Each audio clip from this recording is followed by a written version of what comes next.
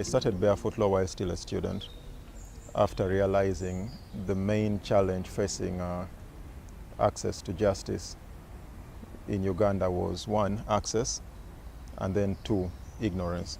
Some people don't even know these laws exist. And so using technology and innovation, the idea of BarefootLaw started with just one iPhone phone, a used one. It has since then grown to have over 100,000 followers on social media, hundreds of thousands on the SMS platform.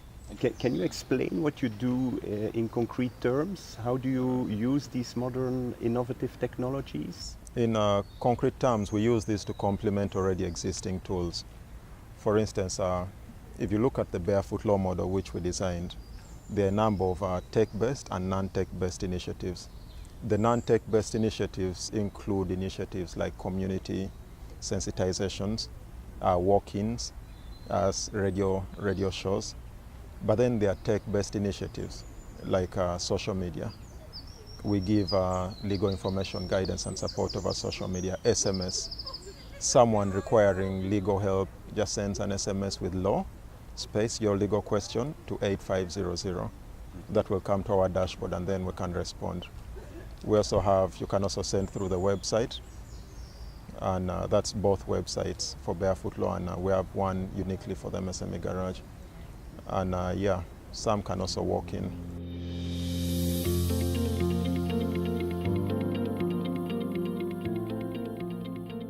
So many people do not even know what methods to use to achieve redress. We've received questions of people asking about things that we didn't even, like as a lawyer who knows some bit of the law, you think it's not really a fundamental question. For instance, someone asks a question, look, someone stole my motorbike, I've recovered it, and we're about to beat up this person to death.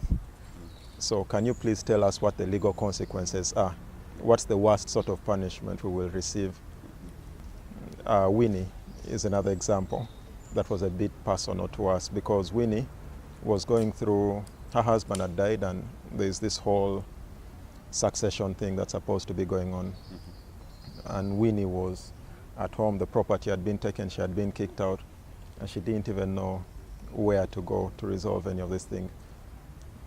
Luckily for her, the youth councillor in that area knew something about the law, and so he was able to call into office and set up an appointment for her. And then later on she was able to receive distress as well as go on to open a small business. So the fact that she didn't even know where to turn to the moment this dispute arose does not face her alone. Multitudes of Ugandans are in the same area. Myself, I'm born and bred in the capital city. I started up a business that eventually collapsed.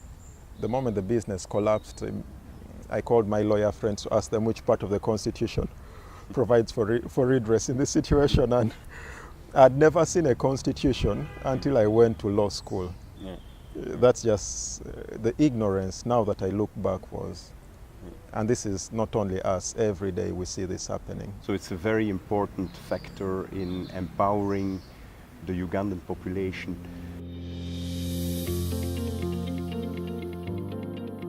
That's your message also for the rest of the continent, making sure that this idea is also spread at some stage throughout the whole of Africa.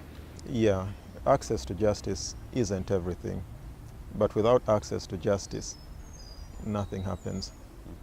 And so the rest of the continent can borrow examples, or at least can borrow something from the BarefootLaw model and see it, or at least nurture it to work for. Every country has specific issues it needs to deal with regarding the law. The law is not the same. But if you can borrow something from BarefootLaw and use it for your specific scenario, that would be very vital. And my message to the rest of the continent is, for us now, even those that are in my age group, the older millennials, we are simply guardians of this new generation that's tech-driven. Growing up, I played with handheld video games, the Game Boy. The kids growing up today are developing Android apps on the continent. The other day we were at the ASEA exhibitions in Kampala. The kids are doing amazing things. One kid developed an app to find where the blood banks are. One kid developed an app to tell you when your honey is ready enough so you can go and harvest. Another kid developed something for corporal punishments. All these are Android apps. I started seeing Android already as a university student. They are seeing Android before they're even 10 years old. So the future of the continent lies in tech, and us as guardians have to nurture that future. We shouldn't hold it back. That means government should come up with funds to support ICT innovations. The parents do not shy away from gadgets. I was always kept away from gadgets.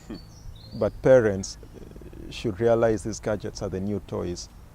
Let your kid play with a mobile phone. The days of calculators are long gone. A calculator is now like the abacus. Buy them desktop computers. Buy them phones, because that's the future. And that's the broader message. Be it in legal, be it in agriculture, be it in health, be it in infrastructure. That's the future.